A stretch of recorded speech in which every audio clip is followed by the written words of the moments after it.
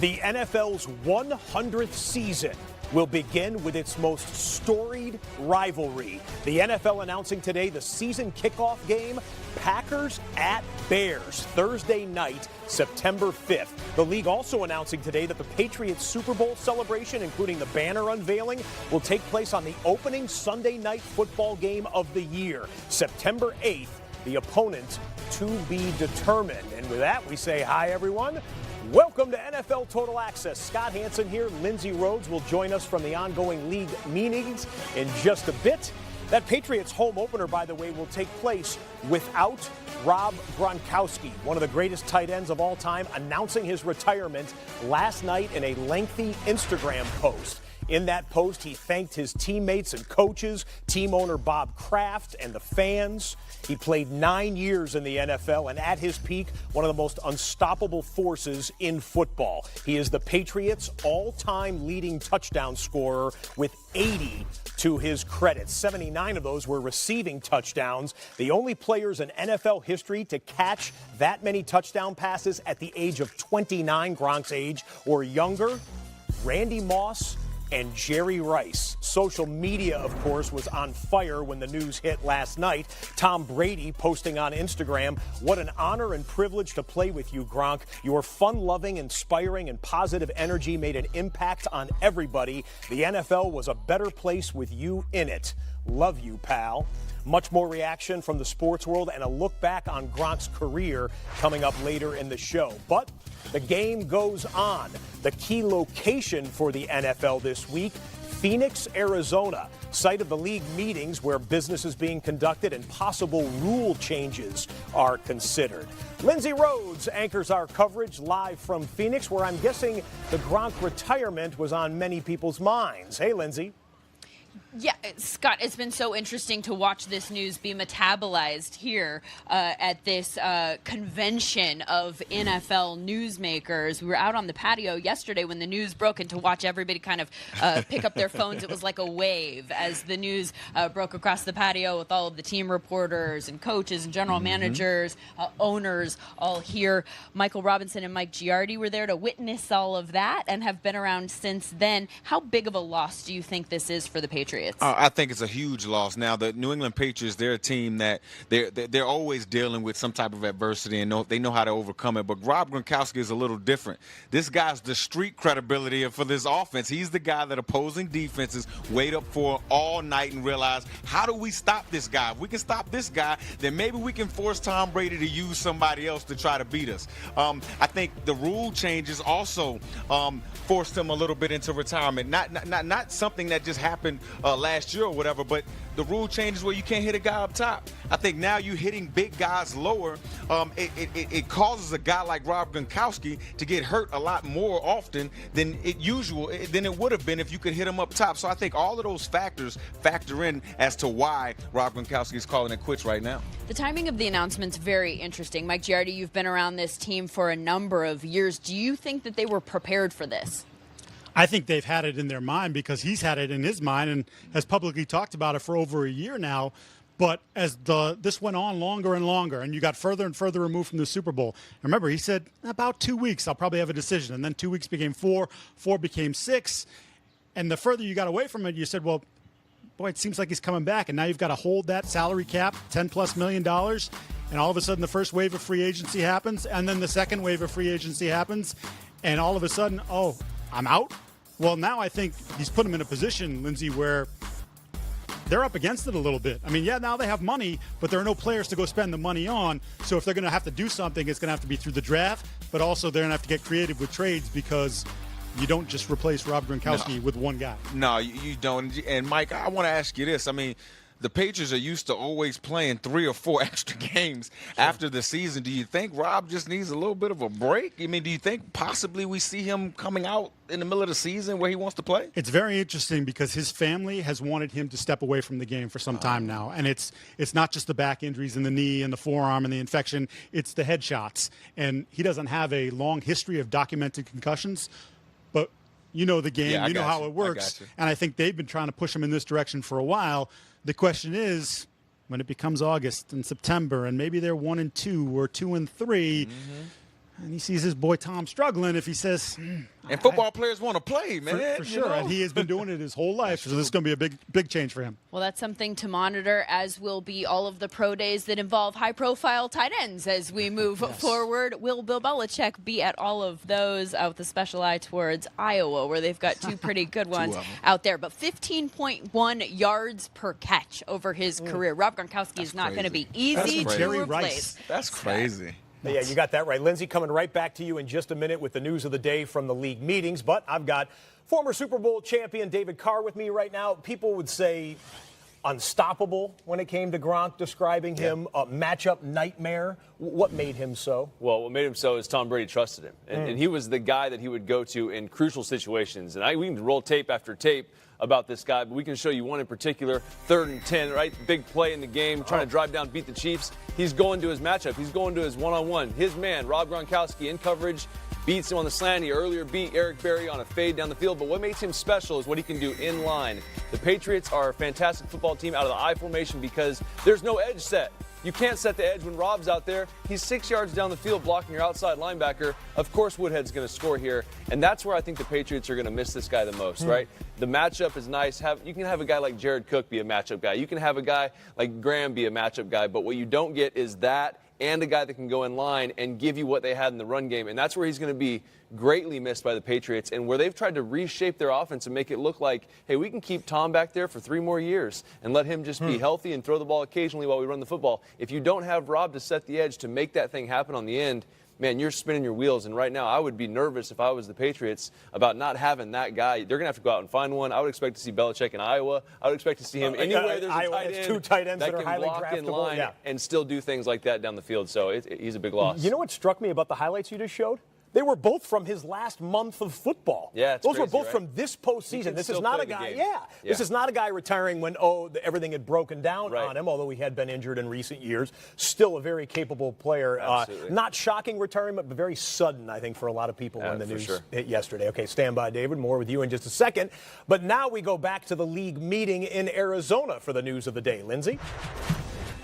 Yeah, rule changes dominating the conversations here in Phoenix with what happened at the end of the Saints-Rams game, top of mind for all NFL fans. We are looking for fixes. Will we find them here?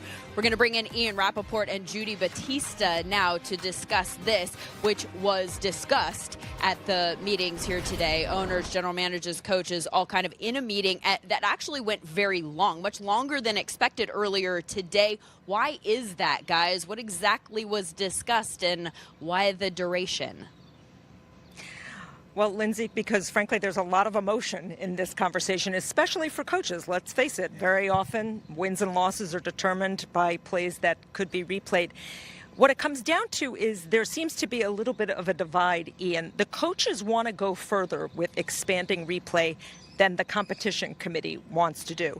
I talked to John Elway today, and he said he's for expanding replay to include pass interference, but he wants to do it in baby steps. He wants to take that step, see how it goes, and then maybe expand it further to include other judgment calls. Let's be clear, there is no appetite here among anybody here for reviewing non-calls, which is, of course, what we saw in the NFC Championship game. So that problem is very unlikely to be solved. But that's where the emotion comes in, and the meeting among coaches today went very long. I was told with some frustration expressed among coaches about where they are. Yeah, frustration, angst, those were some of the words that were used coming out of that meeting. And we just talked to Stephen Jones, a member of the competition committee. His fear, and certainly seems like the fear of several other members of the competition committee, is that people in the room, in the room, the owners, the big room, is going to get frustrated with the lack of movement and say, okay, well, let's just not do anything. They want there to be something, some sort of change where they can use instant replay at the very least to take a look at offensive pass interference, defensive pass interference. If that is the only thing that replay is applied to this year, that would really be fine. That would be a big enough step. The question is there going to be 24 votes to actually make that happen? Yeah, that is a tough hurdle. They all say it's a tough hurdle. And let's not forget, there's a layer of ownership who will say no to expanding replay of any kind. So then you got to win 24 of the remaining votes. That's a tough hurdle under any situation. It's entirely possible that they hash this out. Tomorrow is devoted to rules conversations. and that they table it until the May meeting, that they go back to the drawing board until the May meeting. Yeah, we've seen them when there's loose ends, when there's issues they haven't resolved, kind of kick it to a couple months, let it all die, let added study. I wouldn't be surprised if that happens to the 4th and 15 proposal that actually John Elway proposed, could be used in lieu of an onside kick. It works about 15% according to the stats, basically what an onside kick did before the rules were changed. That is something they're also going to hash out tomorrow. Maybe too soon to get a resolution on that, but among the competition committee members, except for John Mara, right. It's pretty popular. Right. John Mara called it a gimmick and said, what are we, the Arena Football League? But he was in the decided minority. There was an unusual amount of enthusiasm. They said, look, this could be fun. The changes to the kickoff rules last year in the name of player safety almost eliminated the onside kick from football. So 4%, I believe, was the success rate. So they want to give teams an option. You know, if you're trailing late in a game, what do you do to try to get the ball back? This would be an option. We'll see where it goes, but there are a lot of loose ends that would still have to be tied up there. So we'll see if they actually take a vote here. Keep in mind, they will not take a vote, especially on replay, if they think it would be voted down. They would just table it and take it up again in May. Interesting that we're talking about, we heard Ian mention pass interference, OPI, and DPI, but that's only for pass interference calls that were made, not pass interference calls that were not made, which was the Nickel Roby-Coleman. So that type of a scenario is not even being discussed, fixed by challenge or anything else, correct? Correct. Not even on the table. No. All right. Not creating flags through replay. I get it. Okay. Thank you very much, guys. Something that we'll obviously monitor over the course of the next couple of days. There is no knowledge to coach Rob Gronkowski the past 9 years. From his rookie year until his final season and through countless times in between, Rob was a major reason why we won games and championships. His elite combination of size, skill, intelligence, toughness, and ability to perform in pressure situations set him apart. So Gronk goes out a winner. His final game, the Super Bowl championship in Super Bowl 53. His last catch in the NFL, that beauty right there, which set up the game-winning touchdown late in the fourth quarter against the Rams. Gronk has taken off the huge black elbow brace for good, so he says. Or has he? Here is Gronk's agent, Drew Rosenhaus, earlier today. Like I said to some of the other people in our business, I wouldn't be shocked if Rob's back on the football field at some point. Okay, but when you say that, it sounds as if you already know that. No, I don't. Have there been any discussions with the Patriots whatsoever about coming back midseason? Zero. This is entirely me telling you just a gut feeling. I wouldn't be shocked if Rob were to come back. It's not his plan. He told me I'm done. I've had enough. I've won 3 championships. I just won a championship. I'm healthy. I'm going out on top. I'm feeling good. I'm ready to do some other things. He told me he's done. And I try to talk him out of it. I said, Rob, is there anything that I can say to the team, to Coach Belichick about practice, training camp, meetings, whatever? I wanted to make sure I exhausted the process for him as his agent in case there was some unique situation we could work out. But he said, Drew, I'm happy. I'm content with my decision. I took my time, and this is what's best for me. All right, well, the first part of that Drew Rosenhaus take there, the part where he says he might not be done, that dovetails with what our Willie McGinnis, New England Patriots Super Bowl champion 3 times over and friend of Rob Gronkowski's, said right here on NFL Network 2 weeks ago, long before we would know Gronk would shut it down. I don't think he's initially going to start off and come back. I think he's going to figure it out, and I think later on, and this is just my own assessment, later on deep in the season, he could possibly come back and play football. I want to make sure I'm clear with what you're saying. You're saying that you don't expect Rob Gronkowski to go to camp? No, I don't think he's going to play. I think he's going to start off the season by being retired. And I think he's going to get the itch. I think he's going to be in great shape, and he's going to probably have that feeling that, hey, I want to come back and like play a football. Jason Witten kind of thing? Like take a full year off? Not a full year. Well, leave it to the speculation mongers to start talking about coming out of retirement when the guy hasn't been retired for a little bit over 24 hours from now. Notable NFL unretirements. We've seen some in recent years here. One in just recent months with Jason Witten announcing 1 year away from football was enough for him. That former star tight end is coming back to the Dallas Cowboys this upcoming season. All right, as for one of the teams in the AFC trying to catch the Patriots, the Oakland Raiders made some splash moves in the last couple of weeks, the big one being the trade for Antonio Brown.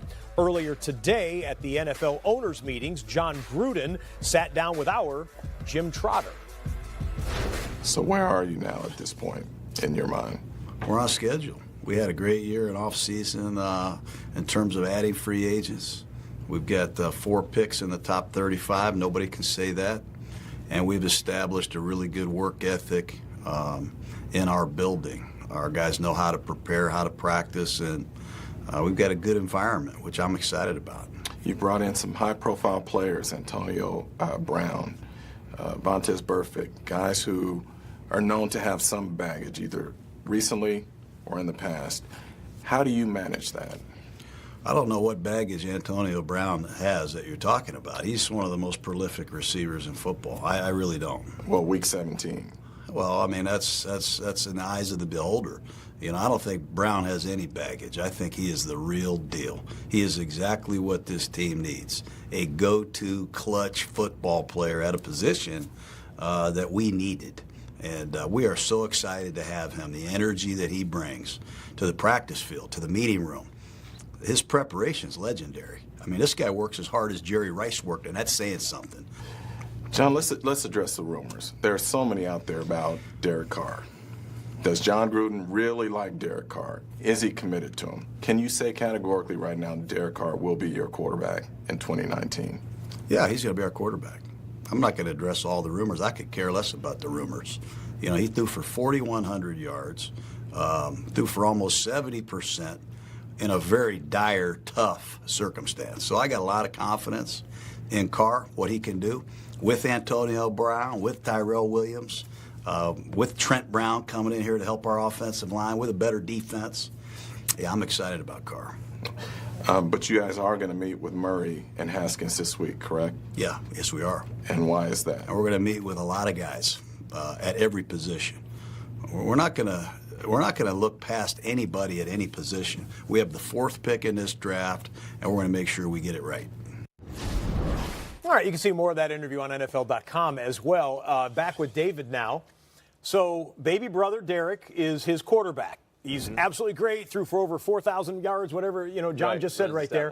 And I'm also going to be meeting with the 2 it guys in this year's draft, in quarterbacks Kyler Murray and Dwayne Haskins. What gives with the Raiders? Well, I mean, when you listen to that interview, John is just clearly, he's upset about the whole narrative that's going on outside the building. John and Derek have a great relationship. They text all the time. They communicate constantly. They've communicated about even the things that John has talked about in this interview, right? So there's a situation there where you have the 4th pick, right? So why would I just say that I'm only going to take one player, right? There's some playing there, and there's some things you have to do if you're a head coach or a general manager where let's put some value on that thing. He's very excited to have 4 of the top 35 picks, right? That's something that's very exciting to them and Mike Mayock, so they probably want more of that. So working out guys, bringing quarterbacks in, doing due diligence, seeing what the value is there. I mean, I just think they're just doing what they should be doing at this time. But Derek is the quarterback of the Oakland Raiders. He's going to be the quarterback when they start this thing. Otherwise, you're going to probably find out about Antonio's baggage. Like, Antonio Brown might voice his opinion if that doesn't happen. They're BFFs like this already, right? Based on what I've seen in person the last 3 weeks, it'd be a little crazy. You underscored it, though. 4 picks for the Raiders in the top 35. They are going to be a major player with whatever positions they want to go with, and wherever they end up drafting at those positions. Well, they could package and move up, move back down. Exactly right. Going to be real interesting next month. More Rob Gronkowski. I kind of feel like it's an obvious yes. I mean, he's right up there with the best tight ends ever, so it seems like a no-brainer to me. Steve Wyche, you cover the Hall of Fame. Jim Trotter is a voter for on this committee. You tell me I should maybe slow my roll a little bit as far as the first ballot Hall of Famer thing. Why is that? No, I think everyone should. It's like, why are we having this discussion right now?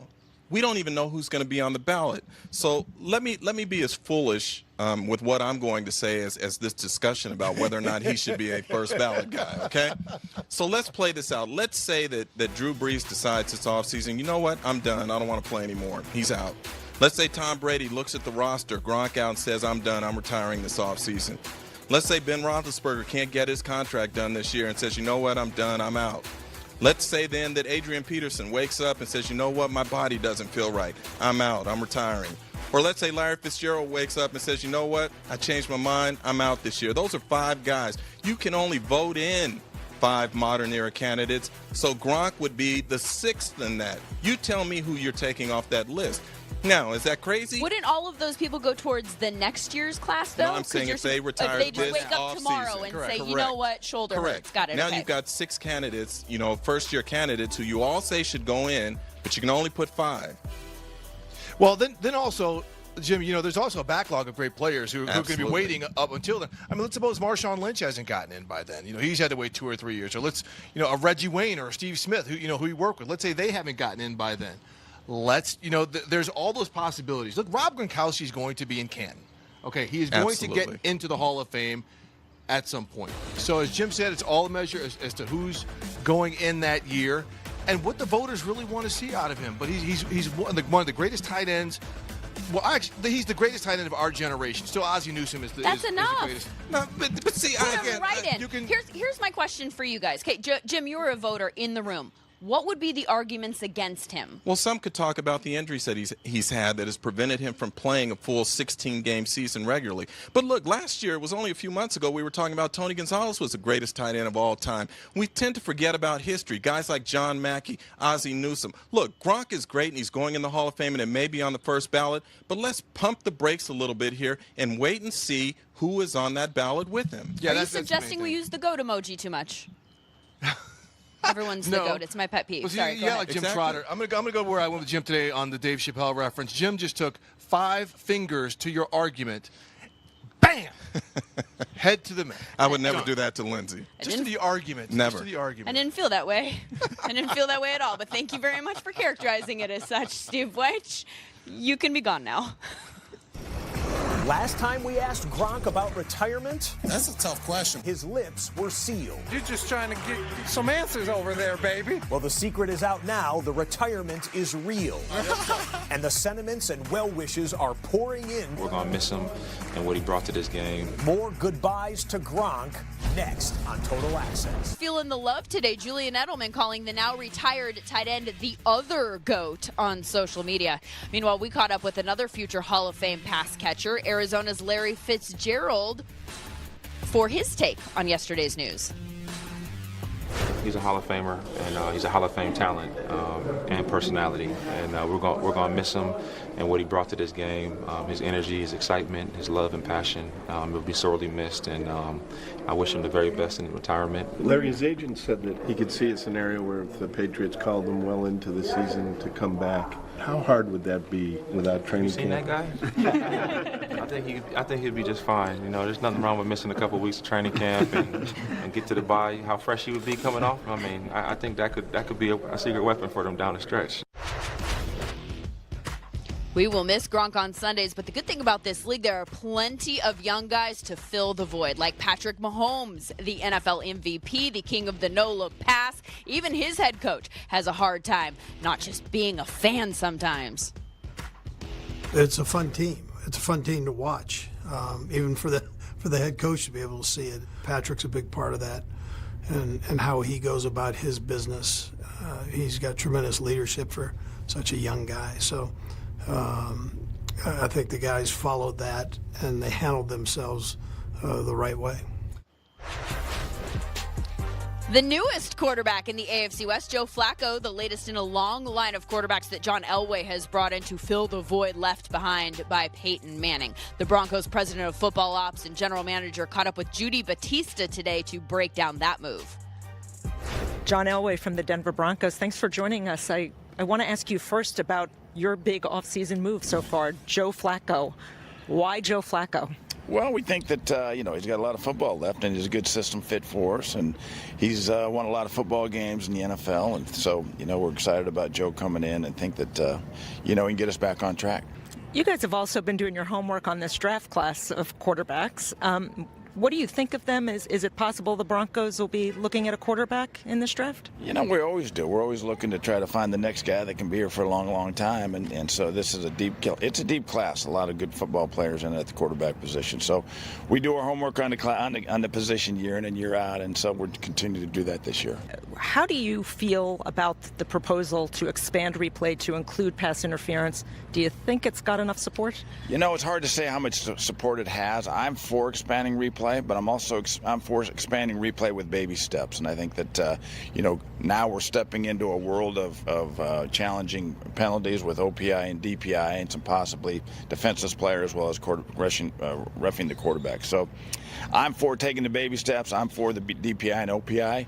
See where that goes, and hopefully that can, continue to make the game better. I know that there's a lot of questions in replay, especially with some plays that happened last year, especially in New Orleans in the NFC Championship game. We're not going to be able to solve all the problems, and I think that's what people want, but I think it's going to be tough to do that. And as long as we take baby steps and keep expanding to make the game better, then hopefully we won't miss those plays like we missed last year.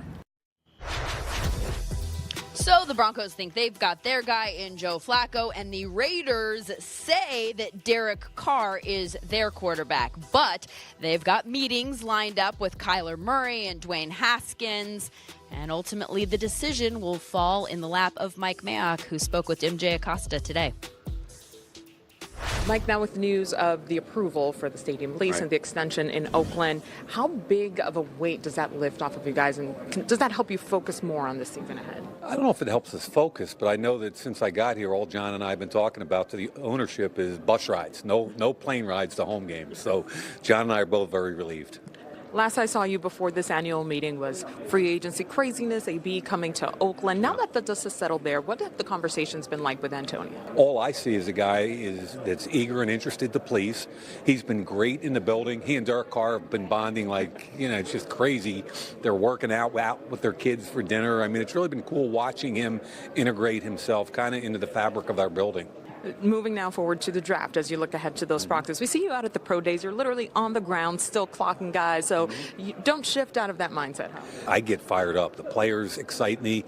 The coaches out there of the college programs, you get a little insight from those guys, and at the end of the day, I feel like it helps me do my job better. As you look ahead to the season, now it's becoming more real. What's the mindset? What is perhaps the logo or slogan you're permeating throughout your staff? Well, I mean, the mindset is we're the worst team in that division. Let's acknowledge who we are, where we've been. We've been to one playoff in 16 years, and the mindset's got to be we're trying to bring new talent in on one side, but we're trying to build a team on the other, and that's the harder part of talent evaluation and acquisition is actually building a football team, and that happens with talent and character. So we care about foundation players that will make a difference off the field as well as on. Appreciate your time. Thank you. Thank you.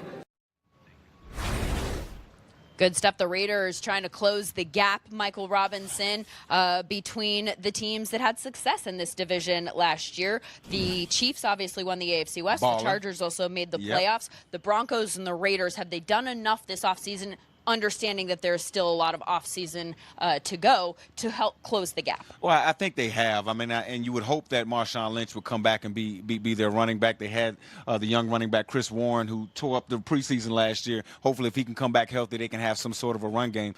But when you bring in a receiver like Antonio Brown, I mean, you heard John Gruden always talk about how much this kid works, man. When you bring a kid in like that, I mean, he truly transforms your entire locker room, and that's what you want. And I think that's what Mike Mayock and John Gruden have been looking for. I also like the acquisition of tackle Trent Brown, because what that does is it pushes last year's first-round pick, Colton Miller, inside to guard, where I think he can have a little bit more success. Being out there on that island. Not over to the right side?